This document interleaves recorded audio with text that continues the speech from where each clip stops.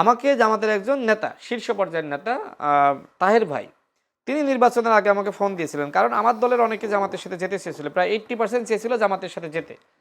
আমাকে একটা challenge face করতে হয়েছে তো, তাই না? কারণ জামাত শিবির তো তার রিক্রুটমেন্ট সেটা গণ অধিকার পরিষদেও ছিল, এনসিপিতেও ছিল, তারা এই কাজগুলো করে।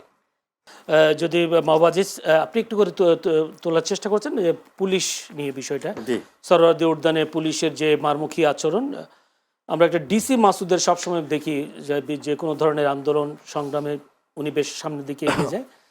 ডিসি মাসুদের কালকে সরোয়ার্দী উদ্যানে যে যাদেরকে মারামারি মানে যাদেরকে পিটালেন, এই পিটানোটা পুলিশ কতটা করতে পারে এটা একটা, যদিও আজকে তারা আবার থানা ঘেরাও করেছে যতটুকু শুনেছি শিক্ষার্থীরা।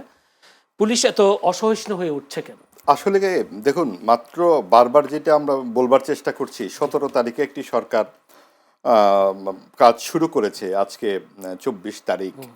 তো এই 7 দিন বয়সী সরকারের মধ্যে যে এই নানান ধরনের অস্থিরতা তৈরি করবার যে চেষ্টা থাকবে, কারণ সেই জামাত এই উগ্রবাদী উল্লম্ফন যারা তৈরি করার চেষ্টা করে, তারা দেখেন 3টা ফ্রন্ট খুলেছে। 1 নম্বর ফ্রন্ট হচ্ছে সাংস্কৃতিক একটা আগ্রাসন তারা শুরু করেছে। হঠাৎ করে ইনকিলাব জিন্দাবাদ, আজাদি, জান জবান ইত্যাদি যে শব্দগুলো 21শে ফেব্রুয়ারি রাতে আমাদের যে সেই অমর গান, যে সঙ্গীত আমার ভাইয়ের রক্তে রাঙানো, সেই গান কিন্তু এবার আমরা সেভাবে শুনলাম না, শুনলাম ইনকিলাব জিন্দাবাদ, ইনকিলাব জিন্দাবাদ। ভাষা একটা সক্রিয় একটা জিনিস, এর মধ্যে আসবে জীবন্ত ভাষায় অনেক শব্দ বাইরে থেকে আসবে, আমাদের বাংলা ভাষাতেও এসেছে, কখনো এই প্রশ্ন ওঠেনি। এখন কেন এই প্রশ্নগুলো উঠতে হচ্ছে? কারণ এই যে আপনার এই শব্দগুলো আমাদেরকে পেছনমুখী একটা সময়ের কথা মনে করিয়ে দেয়, 60 দশকের কথা মনে করিয়ে দেয়, যখন এই আমাদেরকে বলা হতো যে বাংলা ভাষা হচ্ছে হিন্দুদের ভাষা, এখানে উর্দু শব্দ ঢোকাতে হবে না, এটা সহি হবে না, পবিত্র হবে না। এইসব দেখে শামসুর রহমান কবিতা লিখেছিলেন, তোমার মুখের দিকে এখন যায় না তাকানো বর্ণমালা আমার দুঃখিনী বর্ণমালা। এখন তোমাকে ঘিরে খিস্তি খেউরের পৌষ মাস, এই যে খিস্তি খেউর মানে গালাগালি, সেই খিস্তি খেউরের পৌষ মাসের কথা উনি বলেছেন 69 সালে। আবার কিন্তু আমরা এই গালাগালি দেখেছি, ইনকিলাব মঞ্চ। এবং এইগুলো কিন্তু হঠাৎ করে আসেনি, এগুলা সেই উগ্রবাদী উল্লম্ফনের, আপনি দেখুন সাংস্কৃতিক আগ্রাসন। এই যে চাকরির কথা বললেন না, যে চাকরি কি আমরা বিএনপি এভাবে দেবে বা আওয়ামী লীগ যেভাবে দিয়েছে, বাকি কেউ অন্য দল চাকরি পাবে না? অন্তর্বর্তীকালীন সরকার কিভাবে চাকরির ব্যবস্থা করেছে? এই যে সংস্কৃতি মন্ত্রণালয় একটা জাদুঘর বানিয়েছে যে গণভবনে, সেখানে 70,000 টাকার বেতনের চাকরি, 100 জনের মতো চাকরি মোট, সেইখানে ওয়াক ইন ইন্টারভিউ দিয়ে তারা চাকরি দিয়ে দেওয়ার চেষ্টা করছে 4 দিনের মধ্যে নোটিশ দিয়ে, অর্থাৎ ক্ষমতা থেকে চলে যাবে, যাওয়ার আগে যা আছে ভাই ব্রাদার সবাইকে চাকরি দিয়ে যেতে হবে। আপনি বাংলাদেশে একটা চাকরি বিধিত আছে ভাই, 70,000 টাকা বেতনের চাকরি থাকবে এখন? কেন থাকবে না? বা থাকবে কি থাকবে না এটা তো পরের কথা, আপনার ক্ষমতায় আসলেই আপনি এটাকে করতে হবে। আপনি এত বড় বড় সংস্কারের কথা বললেন, আপনি বললেন যে শতকরা 5 ভাগ নারীকে নির্বাচনে মনোনয়ন দিতে হবে, আপনি একটি নারীকেও নির্বাচনে মনোনয়ন না দিয়ে আপনি বললেন যে জুলাই সংস্কার যদি না হয়, জুলাই সনদ আমাদের ইত্যাদি ইত্যাদি, ইনকিলাব ধসে যাবে। তা আপনি কি করেছেন? জামাত কি করেছে সংস্কারের প্রশ্নে? আমি বলতে চাচ্ছি যে এই যে নানান রকম তৎপরতা, এইখানে কিন্তু জামাতের কিংবা অন্যান্য দলের কোনো অপতৎপরতা থাকতে পারে, কারণ এত এত উৎসাহিত কেন তারা, এবং ছাত্রদের উপরে এত রাগ কেন? তার মানে আওয়ামী লীগেরও রাগ আছে, জামাতিদেরও রাগ থাকতে পারে, আবার বিএনপিরও কারো কারো রাগ থাকতে পারে। কাজে এগুলো তো আমরা জানি না। এই পিটাপিটি কেন হবে ভাই? এই যে আইনের শাসনের কথা আমরা এতবার শুনলাম, এতবার বললাম, যেখানে প্রধানমন্ত্রী পরিষ্কার করে বলেছেন যিনি ভোট দিয়েছেন, যিনি ভোট দেন নাই অথবা ভোট দিতে যান নাই, তাদের সকলের সমান অধিকার আছে। তাহলে এই আপনি ধরেন কোথাও আপনি মশা মারবেন, হ্যাঁ, সেইখানে আপনি মশার উৎপত্তি স্থলে না গিয়ে যদি যেখানে 5-7টা মশা দেখা যাচ্ছে সেখানে আপনি গ্যালন গ্যালন মশার ওষুধ দেন, সাধারণ মানুষ তো মরে যাবে ভাই। আপনি যেখানে মাদকের উৎপত্তি স্থল সেখানে হাত না দিয়ে কোথায় কোনাকাঞ্চিতে একজন দুজন বসে গাঁজা খাচ্ছে বা খাচ্ছে না, হেঁটে যাচ্ছে, একজন বামপন্থী এক ছাত্রকে ধরে সমানে পিটানো দেওয়া হয়েছে কারণ সে শেখ হাসিনার বিরুদ্ধে আন্দোলন করেছিল। তাহলে সেই পুলিশের রাগ ছিল, পুলিশের সাথে তার কোনো একটা মারপিট হয়তো হয়েছিল, কারণ ঘটনাটা তো বেশি দিন আগের না, অনেক টাটকা স্মৃতি আছে। কাজেই এই সমস্ত সমস্যা অঙ্কুরে সমাধান করতে হবে।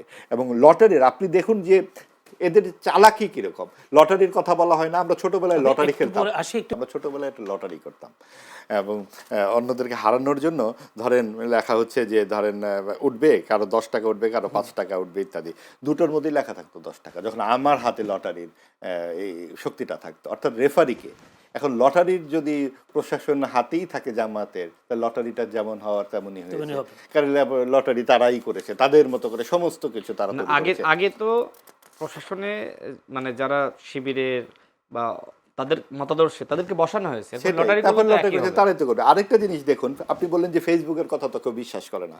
ভাই, ফ্রান্সে বসে বলে গণমাধ্যমে আগুন লাগাও, ইনকিলাব জিন্দাবাদ, আগুন লাগায় দেয়।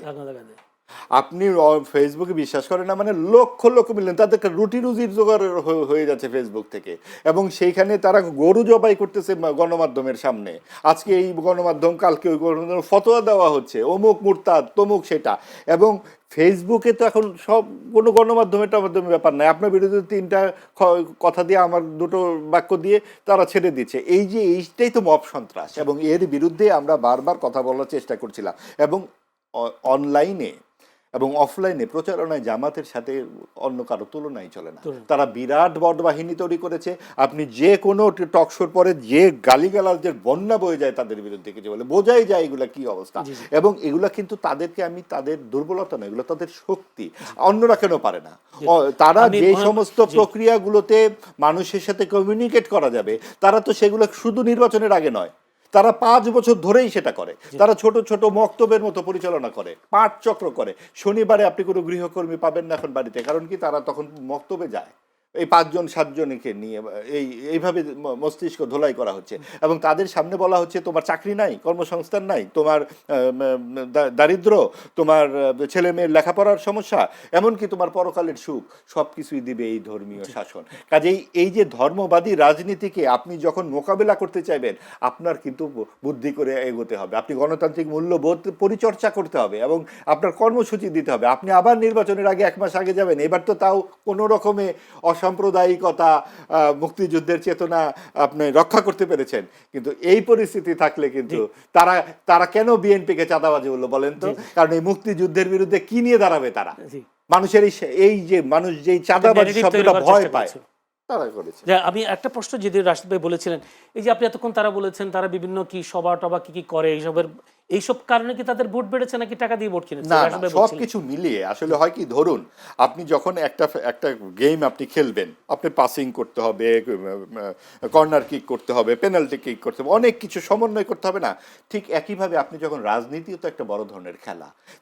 তাদের বাণিজ্যিক প্রতিষ্ঠানগুলো দেখুন, সবগুলো বাণিজ্যিক প্রতিষ্ঠান সফল, এবং তারা সব বিভিন্নভাবে, যেমন অর্থ তো প্রয়োজন হয় রাজনীতি করতে গেলে, সেগুলোর জন্য তারা আর্থিক প্রতিষ্ঠান তৈরি করেছে। আপনি মাঠ পর্যায়ে, আপনি যখন তারা সরকারের অংশ ছিল, তখন তারা 2টো মন্ত্রণালয়, একটা সমাজ কল্যাণ এবং কৃষি মন্ত্রণালয় বেছে নিয়েছিল। যে বীজ তারা বপন করেছে, সে বৃক্ষ হয়ে আজকে 20 বছর পর তার ফল দিচ্ছে। কাজেই সেই সমবায় সমিতি তারা তৈরি করেছে। তারা ছাত্র অবস্থা থেকে শিবির তৈরি করে করে করে করে করে সেই শিবিরদেরকে আমরা হেলমেট বাহিনীতে খুঁজে পেলাম, আমরা ছাত্রলীগে খুঁজে পেলাম, এবং আমরা তাদেরকে ভিপি হিসেবে দেখতে পেলাম। কাজে আপনি তাদেরকে আটকাবেন কোন দিক দিয়ে? সামনে কি এরকম কিছু হতে পারে কিনা আমরা হয়তো সময় বলে দেবে। রাশেদ খান, আপনি দিনাজপুর সম্ভবত 4 আসন সম্ভবত নাকি? ঝিনাইদহ 4 আসনে আপনি নির্বাচন করেছিলেন। আপনি কি ওখানে হেরে গেলেন কেন? বিএনপির তো যথেষ্ট ভোট আছে, আপনি কি কারণে হেরে গেলেন? সেখানে দেখলাম জামায়াত জিতে গেল, আর আপনি হলেন তৃতীয়, আর দ্বিতীয় হয়েছেন সে বিএনপির যিনি স্বতন্ত্র প্রার্থী তিনি। বিএনপির লোকেরা কি আপনাকে সাহায্য করেন? আমি ঝিনাইদহ 2 আসনে নির্বাচনের প্রস্তুতি নিয়েছিলাম। নির্বাচনের আগে আমাকে ঝিনাইদহ 4 আসনে নির্বাচন করার ব্যাপারে নমিনেশন দেওয়া হয়, এবং সেখানে বিএনপির 3টা গ্রুপ ছিল।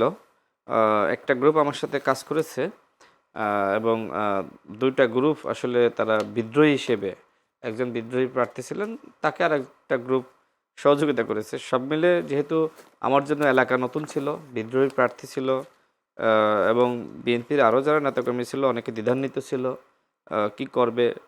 আমি সব মিলিয়ে সেখানে সর্বোচ্চ 7 থেকে 10 দিন সময় পেয়েছি নির্বাচন করার। 1 মাস তো এদিক সেদিক করতে, সিদ্ধান্তহীনতা, নানান ধরনের সমস্যা ছিল। আমি চেষ্টা করেছি আমার সর্বোচ্চ দিয়ে। নতুন আসনে আমি সেখানে 56,224 ভোট পেয়েছি। তো এত অল্প সময়ে এর থেকে বেশি করার কিছু ছিল না। আমি কৃষকদের কাছে গিয়েছি, আমি শ্রমিকদের কাছে গিয়েছি, হাট বাজার, আমি যেখানে পেরেছি আমি মোটামুটি প্রতিদিন সকালে উঠে আমি 5 থেকে 7 ঘন্টা হেঁটেছি, শুধু মানুষের সাথে হ্যান্ডশেক করেছি। এবং বিকালে তো প্রতিনিয়ত প্রোগ্রাম থাকতো, বিভিন্ন জায়গায় জনসমাবেশ, রাতে বিভিন্ন জায়গায় যাওয়া। তো আমি আমার জায়গা থেকে সর্বোচ্চ চেষ্টা করেছি। এখন যদি বিদ্রোহী প্রার্থী থাকে বা আমার জন্য এলাকা নতুন হয়, আমার তো এর থেকে বেশি কিছু আর করার ছিল না। এটা বিএনপির হাইকমান্ড জানে যে সেখানে আসলে যারা বিএনপি ছিল তারা আমাকে আসলে এইভাবে সহযোগিতা করতে পারেনি বা করেনি। আর একটা প্রবলেম ছিল, সেটা হলো যে সেখানে যেহেতু আসলে মানে একটা বিদ্রোহী গ্রুপ আর আমি বিএনপির মনোনীত, তো সেক্ষেত্রে জামাত সেখানে ব্যাপকভাবে ইনভেস্ট করেছে। মানে যে জায়গাগুলোতে বিদ্রোহী গ্রুপ ছিল, মানে শুধুমাত্র ঝিনাইদহ চান না, প্রত্যেকটা জায়গায় জামাত মানে ইনভেস্ট করেছে যে এই সেই হিসেবে তো জায়গাগুলোতে ভোট তো বেশি পায়নি, এই জায়গাগুলোতে জামাত তো বেশি ভোট পায়নি। শোনেন, এই জায়গাগুলোতে সমস্যা আছে, সুতরাং এই জায়গাগুলোতে আমাদের ইনভেস্ট করতে হবে। এমনকি বিভিন্ন জায়গায় যেটি হয়েছে যে বিদ্রোহী প্রার্থীকে দাঁড় করিয়ে রাখার জন্য তাকেও টাকা দিয়েছে জামাত, তার বিভিন্ন প্রতিষ্ঠানের মাধ্যমে। জামাতের যে শয়তানি রাজনীতি, এই জায়গায় আপনি দেখেন, যেটা ভাই এতক্ষণ বলল, তারা আসলে মানে নামে ইসলাম, কিন্তু ইসলামকে এমনভাবে তারা ব্যবহার করে যেটা আসলে এক ধরনের প্রতারণা। এটা আসলে ইসলাম কখনো সমর্থন করে না। ইসলাম আন্দোলন বাংলাদেশ যখন বের হয়ে গেল তাদের থেকে, তারা কি বলল, কি অভিযোগ করছে? ইসলামী আন্দোলন বাংলাদেশ যেভাবে ইসলাম প্রতিষ্ঠার রাজনীতি করে, জামাত সেই রাজনীতি করে না। জামাত ঠিক আছে, জামাত রাজনীতি করতে চাই, ভালো, রাজনীতিতে এই ধরনের প্রতিযোগিতা খারাপ না, কিন্তু কথা হলো যে আপনি ইসলামকে কেন ব্যবহার করছেন? ইসলাম একটি সেন্সিটিভ জায়গা, তাই না? আমরা মুসলমান, কিন্তু আপনি মধ্যপন্থী রাজনীতি করবেন, করেন, কোনো সমস্যা নাই। আপনি একদিকে বিএনপিকে বলছেন চাঁদাবাজ, আর আপনারা নিজেরা করছেন প্রতারণা, তাহলে তো আমাকে বলতে হয় যে জামাত মানেই প্রতারক। জামাত মানেই প্রতারক, যারা ধর্মকে ব্যবহার করে এইভাবে আমাদের মুসলমানদেরকে বিভ্রান্ত করছে। আবার তারা কি করলো, আমাদের হিন্দু সম্প্রদায়ের, সনাতন সম্প্রদায়ের যারা আছে তাদের ভোটকেও টার্গেট করলো একজন সনাতন ধর্মের প্রার্থী দিয়ে। এখন ওই সনাতন ধর্মের প্রার্থী কি বিভিন্ন জায়গায় গিয়ে বলবে যে তুমি যদি ভাই জামাতে ভোট দাও, দাঁড়িপাল্লায় ভোট দাও, তুমি যাবা জান্নাতে? জামাতের চালাকি দেখেন, এখন মানুষ এগুলো বুঝতেছে। আমার কাছে মনে হয় যে বিএনপির জন্য বড় চ্যালেঞ্জ যে তারা একটি দল, সরকারি দল, ক্ষমতায় গিয়েছে, কিন্তু কথা হলো যে বিরোধী দলকে আপনি তো দেশ চালানো কঠিন হবে যদি প্রতিদিন আপনি ঢাকা বিশ্ববিদ্যালয় ক্যাম্পাসে শিবিরের যারা নির্বাচিত হয়েছে, তাই না, ভিপি হিসেবে ওয়েলফেয়ার মেকানিজমের মাধ্যমে প্রতিদিন যদি রাজু ভাস্কর্য দাঁড়ায় আর বাংলাদেশের প্রধানমন্ত্রীকে গালিগালাজ করে, বা সাধারণ শিক্ষার্থী বেশি, অতীতে তারা যেটি করেছে অভ্যুত্থানের সময় সাধারণ শিক্ষার্থী, ডাকসু নির্বাচনের সময় দেখলাম এরা তো সাধারণ শিক্ষার্থী না, এরা শিবিরের প্যানেল থেকে নির্বাচন করলো। অর্থাৎ ওই সময় যে জ্বালাতনটা করেছে, ঠিক একই ধরনের জ্বালাতন তারা ভবিষ্যতেও করবে। কিভাবে? সাধারণ শিক্ষার্থী আন্দোলন করছে, এই পল্টন মোড় অবরোধ করবে, কি পরিছে, রিক্সা চালক পরিছে, হ্যাঁ, জামাত শিবির তাদেরকে পিছন থেকে টাকা দিয়ে বলবে যে অবরোধ করো, কি সেখানে কোনো নেতা নাই, কেউ নাই, তারা সাধারণ পরিচয় এসে, হ্যাঁ, তারা এখানে অবরোধ করে বসে থাকবে, প্রধানমন্ত্রী কার্যালয় অভিমুখে মিছিল নিয়ে যাবে। এই যে আপনি বললেন ডিসি মাসুদ, ঢাকা বিশ্ববিদ্যালয়ের একজন শিক্ষার্থীর সাথে যে ধরনের ঘটনা ঘটেছে, অনাকাঙ্ক্ষিত, খুবই অনাকাঙ্ক্ষিত। আজকে দেখেন হয়তো ডিসি মাসুদ একটু বেশি সাহস দেখিয়েছে, যেটা আসলে খুবই অনাকাঙ্ক্ষিত। আমি এটা সাপোর্ট করি না, কিন্তু বিভিন্ন জায়গায় আমি দেখেছি পুলিশ আসলে কি ফাংশন করতে পারছে? পুলিশের তো সেই নৈতিক শক্তিও নাই, আবার কোনো জায়গায় যে আন্দোলনটা হচ্ছে, আন্দোলনটা থামাবে সেই শক্তিও নাই। কারণ সেখানে একটা ঘটনা ঘটলো যে পুলিশ মানে ওইখানে যে ঘটনা ঘটেছে এটা অনাকাঙ্ক্ষিত, এটা আমি বাদ দিলাম, কিন্তু মনে করেন যে আপনার গার্মেন্টস কর্মী পরিচয়ে জামাত শিবির একটা মুভমেন্ট তৈরি করলো উত্তরা অবরোধ করে দিল, সেখানে পুলিশ যে পেটাইলে কি হবে, মানে ওইটা যদি থামায়, ছত্রভঙ্গ করে, বলে পুলিশ তো পেটাইলো। এই পুলিশ তো আমরা চাইনি। শেখ হাসিনার আমলে পুলিশ এভাবে পিটিয়েছে, এখনো বিএনপির আমলে পুলিশ পেটাচ্ছে। দেশ চালানো অত্যন্ত চ্যালেঞ্জিং হয়ে গেছে। এখন হয়তো 5-7 দিন ভাই বলছে যে 5-7 দিন দেখে তো আর কিছু বলা যায় না, আর আমাদের অপেক্ষা করতে হবে, কিন্তু আমি দেখতেছি সামনে জামাত শিবির এমন একটা ভয়ানক দৈত্য দানবের রূপ নিয়ে হাজির হবে, যেটা কন্ট্রোল করা কঠিন হবে। তো আমরা কি এটা বুঝতে পারছি এটা হবে? মানে এখন থেকে আমাদের করণীয় কি? এখন থেকে জামাত শিবিরের মুখোশটা তারা কি কি করতে পারে, অতীতে কি কি করেছে, তার প্রয়োজনে সে এনসিপিকে নিয়েছে। আপনি আগামী নির্বাচনে এনসিপিকে 30টা আসন দিবে, এবার দিয়েছে কেন? যে তাদের একটা অভিযোগ ছিল স্বাধীনতা বিরোধী, ওই তকমাটা দূর করার জন্য এনসিপিকে এতগুলো আসন ছেড়ে দিয়েছে। আমি মনে করি যে 30টা আসন না ছেড়ে এই 30টা আসনের মধ্যে যদি জামাত শিবির ইলেকশন করতো আরো বেশি আসন পেত। এই যে দেখেন 3% ভোট দেখেছে, এনসিপির তো বাংলাদেশে 3% ভোট নাই, এনসিপির নাই, তো এটা জামাত শিবিরের ভোট। আজকে দেখেন তাদের প্রয়োজনে তারা এনসিপিকে এইভাবে কোলে তুলে নাচাচ্ছে, তাদের প্রয়োজনে আজকে নাসিরউদ্দিন পাটোয়ারির পিছনে ফান্ডিং করতেছে। নাসিরউদ্দিন পাটোয়ারিকে 3টা কাজ জামাত শিবির দিয়েছে। কি? প্রথমত প্রধানমন্ত্রীকে নিয়ে গালিগালাজ করতে হবে, দ্বিতীয়ত মির্জা আব্বাস সাহেবকে চাঁদাবাজ বলতে হবে, এবং তৃতীয়ত স্বরাষ্ট্রমন্ত্রী সালাউদ্দিন আহমেদ সাহেবকে নিয়ে কথা বলতে হবে, তাকে বিতর্কিত করতে হবে। এই যে বড় নেতাদেরকে এইভাবে টার্গেট দেওয়া হয়েছে এনসিপি নেতৃবৃন্দকে, যে এদেরকে তুমি বিতর্কিত করো, গালিগালাজ করো, হয়তো সার্জিসকে আর একটা টার্গেট দেওয়া হবে, অমককে আর একটা টার্গেট দেওয়া হবে।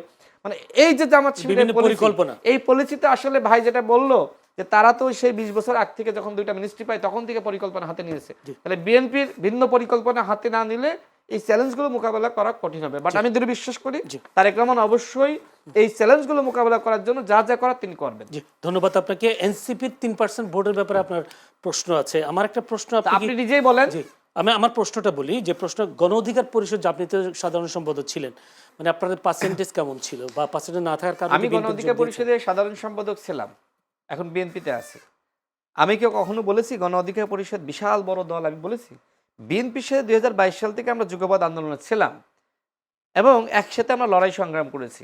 যেহেতু একসাথে লড়াই করেছি, নির্বাচনটা কার সাথে করবো? জামাতের সাথে। আমাকে জামাতের একজন নেতা, শীর্ষ পর্যায়ের নেতা তাহের ভাই, তিনি নির্বাচনের আগে আমাকে ফোন দিয়েছিলেন, কারণ আমার দলের অনেকে জামাতের সাথে যেতে চেয়েছিল, প্রায় 80% চেয়েছিল জামাতের সাথে যেতে। আমাকে একটা চ্যালেঞ্জ ফেস করতে হয়েছে, তো তাই না? কারণ জামাত শিবির তো তার রিক্রুটমেন্ট সেটা গণ অধিকার পরিষদেও ছিল, এনসিপিতেও ছিল, তারা এই কাজগুলো করে। এখন এক ধরনের মনস্তাত্ত্বিক চাপ সৃষ্টি করা, কেন্দ্রীয় মিটিং করে যে জামাতের সাথে যেতে হবে। আমি তখন নুরুল আক্তারের সাথে আলাদাভাবে কথা বললাম। আমি বললাম, দেখো 8-10 বছর আমরা এইভাবে সংগ্রাম করলাম, মার খেলাম, মানুষ সবসময় মার খাওয়া পছন্দ করে না। এখন রাষ্ট্র কীভাবে পরিচালিত হয় এই পরিচালনাও তোমাকে শিখতে হবে, এই জন্য সরকারে যেতে হবে। সারাক্ষণ আন্দোলন সংগ্রামের চরিত্র রাষ্ট্র পরিচালনা করার জন্য তো সেটাও তো শিখতে হবে। সুতরাং আমাদেরকে বিএনপির সাথে যাওয়া উচিত, কারণ বিএনপি ক্ষমতায় আসছে, এটা দিবালোকের মতো সত্য। এটা তো গোপন কিছু ছিল না যে বিএনপি ক্ষমতায় আসছে। হয়তো জামাতের ষড়যন্ত্রের কারণে যেখানে 280 আসন পেত সেখানে 211 আসন পেয়েছে, 12 আসন পেয়েছে, এটা জামাতের চক্রান্তের কারণে। তো আমি সেটা নুরুল হকের সাথে আলোচনা করে আমরা সিদ্ধান্ত নিয়েছি জামাত জোটে না গিয়ে বিএনপি জোটে যাওয়ার জন্য। হ্যাঁ, এবং এনসিপি যখন আমাদের সাথে বসেছে, বলেছে আমরা আসেন, জামাত না বিএনপি না, আমরা আলাদাভাবে কাজ করি। আমার কাছে তখন, আমি তো তাদের চিনি যে এনসিপির মধ্যে 80% জামাত শিবিরের সাবেক নেতাকর্মী, এইভাবে জামাত ওইখানে তাদেরকে ঢুকিয়েছে। তখন আমি ভাবলাম যে এইখানে আমরা ঢুকবো, এটা তো জামাত শিবিরের কাছে আমাদের ভবিষ্যতে বেচা দেবে, এটা তো নিশ্চিত জামাত শিবিরের সাথে দেবে। সেই কাজটাই হয়েছে। এবং তাদের চালাকিগুলো তো মোটামুটি আমি বুঝি, কারণ একসময় তাদের অনেকে আমাদের সাথে রাজনীতি করেছে, বয়স কম হইলেও তারা তো মানে নিজেদেরকে এমনভাবে তুলে ধরার চেষ্টা করে যে তারা ছাড়া দুনিয়ার কেউ কিছু বোঝে না। তো সর্বশেষ কথা বলি যে গণ অধিকার পরিষদ কি পরিমাণ ভোট পেয়েছে, কি পরিমাণ পার্সেন্টেজ আছে, এটা নিয়ে আমি কখনো টকশোতে চ্যালেঞ্জ করি না যে আমি বিশাল বড় দল। কিন্তু বাংলাদেশে যে গণ অধিকার পরিষদ সৃষ্টি হয়েছে, এর পিছনে তো একটা ইতিহাস আছে। এই বাংলাদেশে কোটা সংস্কার আন্দোলন তো আমরাই নেতৃত্ব দিয়েছি, আমরাই তো সফল করেছি। সেই সময় কি আমাদের কোনো সংগঠন ছিল? আপনি যদি বলেন রাশেদ ভাই ওই সময় তো আপনার কোনো দল ছিল না, সংগঠন ছিল না, আমরা তো ব্যক্তি পর্যায় থেকে একটা মুভমেন্ট তৈরি করেছি। বাংলাদেশে 2018 সালের কোটা সংস্কার আন্দোলন না হলে 24 সালের গণ অভ্যুত্থান হয়। এই গণ অভ্যুত্থানে একটা প্রেক্ষাপট আছে। সেই প্রেক্ষাপট কি? 18 সালের কোটা সংস্কার আন্দোলন। এবং 24 সালে যে সময় আবার কোটা ফিরে আসলো, আমি বা নুরুল হক আমরা কি বসেছিলাম? আমাদের কাছে তখন মনে হয়েছে এই আন্দোলনকে শুধুমাত্র কোটা সংস্কার আন্দোলনের মধ্যে সীমাবদ্ধ রাখলে হবে না, যেহেতু আমরা এই আন্দোলনের পায়োনিয়ার, শেষ কথা পায়োনিয়ার। সুতরাং এই আন্দোলনকে রাষ্ট্র সংস্কার আন্দোলনে পরিণত করতে হবে। এবং সেই জন্য আমরা এখন বর্তমানে যিনি স্বরাষ্ট্রমন্ত্রী সালাউদ্দিন আহমেদকে আমরা বলি যে আপনি প্রধানমন্ত্রী, বর্তমানে যিনি প্রধানমন্ত্রী, বিএনপির ভারপ্রাপ্ত চেয়ারম্যান সেই সময় তিনি ছিলেন, যে তাকে বলেন। আমি নিজে বলেছিলাম স্বরাষ্ট্রমন্ত্রীকে, আপনি জিজ্ঞেস করতে পারেন যে আপনি জনাব তারেক রহমানের সাথে কথা বলেন কিভাবে এই আন্দোলনকে এই সামাজিক আন্দোলনের মধ্যে না রেখে একটা রাজনৈতিক আন্দোলনে নিয়ে যাওয়া যায়। আমাদের জায়গা থেকে আমরা ভূমিকা রেখেছি। এখন আমার মনে করেন বড় দল নাই, কিন্তু ব্যক্তি হিসেবে আমরা যে ভূমিকা রেখেছি, এটাকে আপনি ছোট করবেন? প্রশ্ন এসে না।